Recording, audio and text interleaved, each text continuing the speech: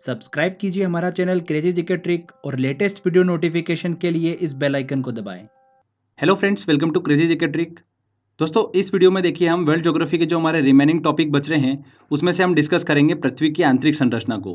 काफ़ी important topic है। SSC में देखिए यहाँ से कई बार क्वेश्चन देखने को मिलता है। ध्यान से वीडियो को देखिएगा। लास्ट में मैंने एक very important question answer test भी रखा है। जो लास्ट ईयर एग्जाम में क्वेश्चन पूछे गए इस टॉपिक से और जो पूछे जा सकते हैं वो सारे क्वेश्चन टेस्ट में मैंने लिए हैं, तो टेस्ट जरूर लगाइएगा। चलिए फ्रेंड्स, हम वीडियो को स्टार्ट करते हैं। देखिए, एक एक चीज़ ध्यान से समझिएगा। किसी भी पॉइंट से क्वेश्चन एग्जाम में बन सकता है। पृथ्वी की आंतरिक संरचना की बात करते हैं तो पृथ्वी के आंतरिक भाग की सही जानकारी जो है अभी तक प्राप्त करना संभव ही नहीं हो पाया है, क्योंकि पृथ्वी के आंतरिक भाग को मानव ने कभी देखा ही नहीं है।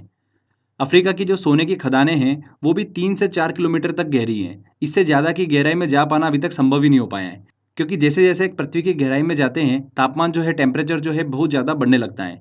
आज तक का अगर सबसे गहरे ड्रिल की भी बात करें तो आर्कटिक महासागर के कोला क्षेत्र में 12 किलोमीटर की गहराई तक ही वो ड्रिल हो पाया है। और ज्वालामुखी भी जो है हमें 60 किलोमीटर से ज़्यादा की गहराई की जानकारी जो है वो नहीं देते हैं। तो भूवैज्ञानिकों ने बहुत सारे सोर्सेज की हेल्प से पृथ्वी की आंतरिक संरचना का अनुमान लगाया है। अब वो सोर्स कौन कौन से हैं वही हम अच्छे से डिस्कस करेंगे। देखिए, कुछ प्राकृतिक स्रोत भी है, कुछ अप्राकृतिक स्रोत भी है जिसकी हेल्प से भूवैज्ञानिकों ने अनुमान लगाया है। तो देखिए, प्राकृतिक स्रोत में क्या क्या आता है, जैसे कि ज्वालामुखी उद्गार से, भूकंप विज्ञान जिसे सिस्मोलॉजी कहा जाता है उसकी हेल्प से वैज्ञानिकों ने पृथ्वी की आंतरिक संरचना का अनुमान लगाया है। इसमें सबसे इंपॉर्टेंट ध्यान रखिएगा, भूकंप विज्ञान सिस्मोलॉजी की हेल्प से पृथ्वी के आंतरिक भाग का देखिए अनुमान लगाना संभव हो पाया है। देखिए, भूकंप विज्ञान सिस्मोलॉजी क्या है? इसके अंतर्गत भूकंपी तरंगों की मदद से पृथ्वी की आंतरिक भाग का अनुमान लगाया जाता है। भूकंपी विज्ञान मतलब सिस्मोलॉजी। इसके बाद देखिए, अप्राकृतिक स्रोत की बात करते हैं तो जैसे कि डेंसिटी, प्रेशर, टेम्परेचर, इनकी हेल्प से भी पृथ्वी की आंतरिक संरचना का अनुमान जो है भूवैज्ञानिकों ने लगाया है। अब देखिए, डेंसिटी टर्म को अच्छे से समझ लीजिए अगर आपको नहीं पता है तो। डेंसिटी क्या होती है? एक निश्चित एरिया में, मतलब एक निश्चित वॉल्यूम में किसी मटेरियल का वजन जितना होगा वो उसकी डेंसिटी होगी। इसको एक एग्जाम्पल से समझते हैं। जैसे कि 1 मीटर क्यूब में रुई हमने रख दी है और 1 मीटर क्यूब में हमने लोहे की बॉल को रखा है। तो देखिए, क्यूब टू में जिसमें लोहे की बॉल है उसका वजन ज़्यादा है, तो क्यूब टू की डेंसिटी जो होगी वो ज़्यादा होगी। सिंपल सी बात है। एक निश्चित एरिया में, एक निश्चित वॉल्यूम में किसी मटेरियल का वजन जितना होगा वो उसकी डेंसिटी होती है। क्लियर? और डेंसिटी का रिलेशन जो होता है वो डायरेक्टली प्रेशर से होता है। ठीक है, डेंसिटी अगर बढ़ेगी तो प्रेशर भी बढ़ता है। और प्रेशर का जो रिलेशन होता है वो डायरेक्टली किससे होता है? टेम्परेचर से होता है। प्रेशर बढ़ेगा तो टेम्परेचर भी बढ़ता है। तो वैज्ञानिकों ने देखा कि पृथ्वी के बाहरी सतह से आंतरिक सतह की ओर जाने पर घनत्व जो है, डेंसिटी जो है उसमें वृद्धि होती है। तो अगर डेंसिटी बढ़ रही है मतलब प्रेशर भी बढ़ रहा होगा। तो इससे पता चलता है कि पृथ्वी का आंतरिक भाग जो है वो भारी धातुओं से मिलकर बना हुआ है। क्लियर? ये भूवैज्ञानिकों ने अनुमान लगाया। अब देखिए, प्रेशर अगर बढ़ रहा है, जैसे जैसे अंदर हम पृथ्वी के आंतरिक भाग में जाएंगे तो प्रेशर बढ़ेगा। तो प्रेशर बढ़ने से क्या होगा? टेम्परेचर भी बढ़ेगा, क्योंकि दोनों एक दूसरे के क्या है? डायरेक्टली प्रोपोर्शनल होते हैं। पृथ्वी की सतह से आंतरिक भाग की ओर जाने पर प्रति 32 मीटर पर 1 डिग्री सेंटीग्रेड में वृद्धि हो जाती है। ये आंकड़ा भी ध्यान रखिएगा, बहुत ही इंपॉर्टेंट है। पर ये जो देखिए वृद्धि होती है ये एक सीमा तक की वृद्धि होती है, उसके बाद देखिए वृद्धि होना बंद हो जाती है। तो फ्रेंड्स देखिए, ये प्राकृतिक और अप्राकृतिक स्रोत की हेल्प से कैसे भूवैज्ञानिकों ने पृथ्वी के आंतरिक भाग का अध्ययन किया और अनुमान लगाया वो हमने देखा। आगे देखिए, इन्हीं भूवैज्ञानिकों ने पृथ्वी के आंतरिक संगठन को 3 भागों में डिवाइड किया है। चलिए उसको हम समझ लेते हैं। सबसे पहले देखिए आता है क्रस्ट, जिसे भूपर्पटी कहा जाता है। तो क्रस्ट क्या होता है? ये एक ठोस परत होती है जो कि पृथ्वी का बाहरी भाग होता है। क्रस्ट की मोटाई जो होती है महासागरों और महाद्वीपों पे अलग अलग होती है। महासागरों में कम होती हैं और महाद्वीपों पे ज़्यादा होती हैं। होना भी चाहिए, क्योंकि महासागर जो होते हैं वो गहरे होते हैं और महाद्वीपों में सतह से हम इसको देखते हैं। क्रस्ट के निर्माण की बात करते हैं तो ये सिलिका और एल्यूमिनियम से मिलकर बना होता है। इसलिए इस परत को क्या बोला जाता है? सियाल बोला जाता है। इस परत को ध्यान रखिएगा लिथोस्फीयर के नाम से भी जाना जाता है। किसे बोला जाता है? लिथोस्फीयर। क्रस्ट को बोला जाता है। इस परत का घनत्व जो होता है वो 2.75 से 2.90 तक होता है।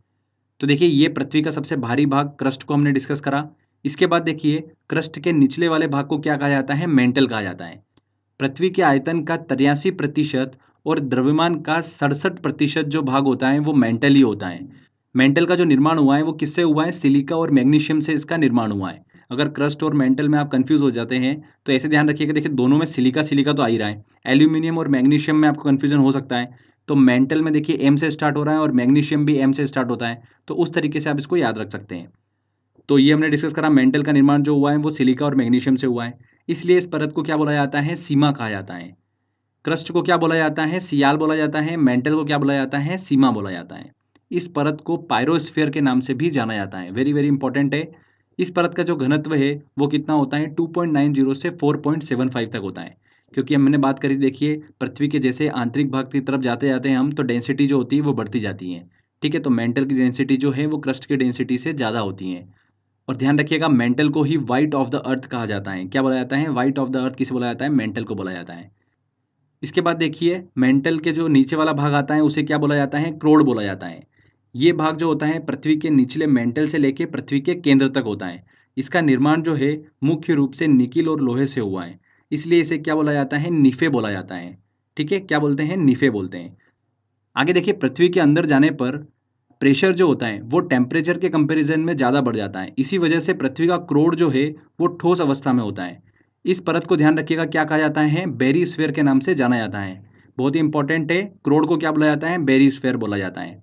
क्रस्ट को बोला जाता है लिथोस्फीयर, मेंटल को बोला जाता है, ध्यान रखिएगा, पायरोस्फीयर, और क्रोड को बोला जाता है बेरीस्फीयर।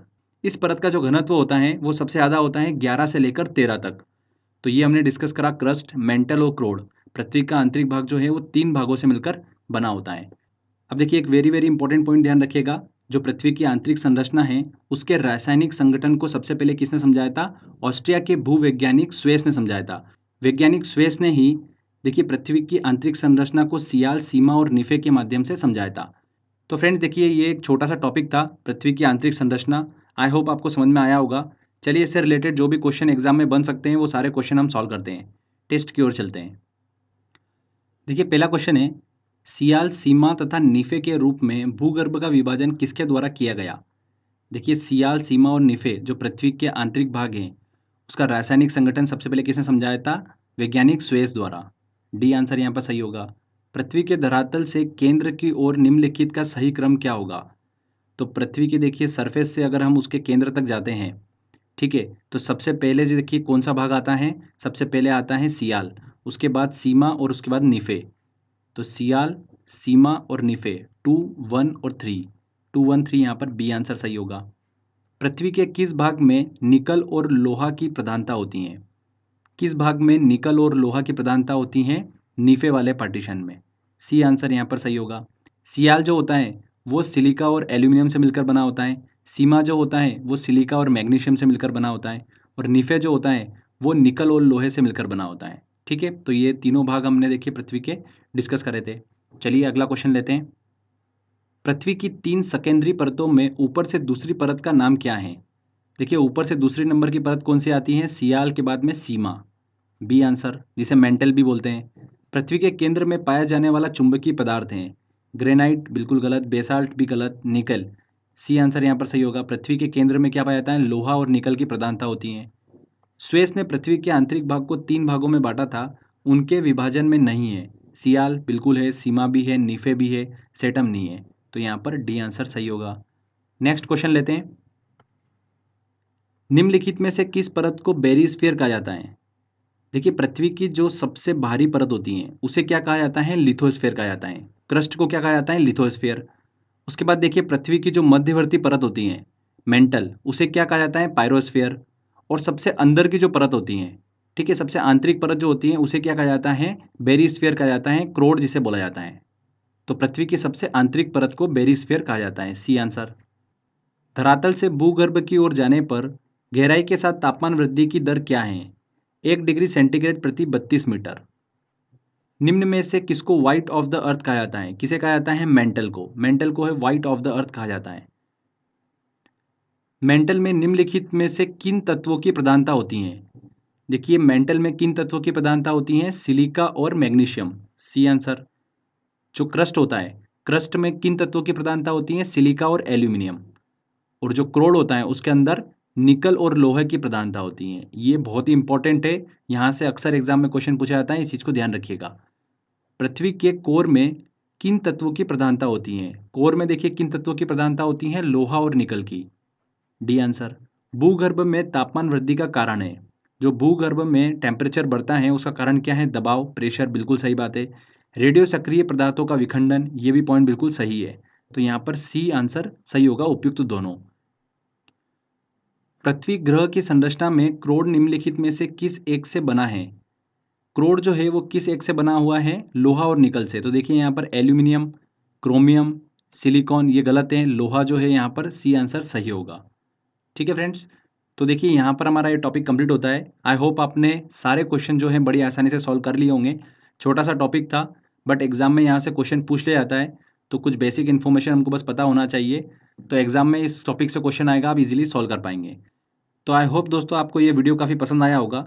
अगर आपको अच्छा लगा है तो प्लीज़ वीडियो को लाइक करिए, शेयर करिए और कमेंट करके ज़रूर बताइएगा कि वीडियो कैसा लगा। अगर आपने अभी तक चैनल को सब्सक्राइब नहीं करा है तो सब्सक्राइब भी कर लीजिए, क्योंकि इस तरीके के जब भी वीडियो मैं अपलोड करूँगा आपको उसका बेनिफिट मिलता रहेगा।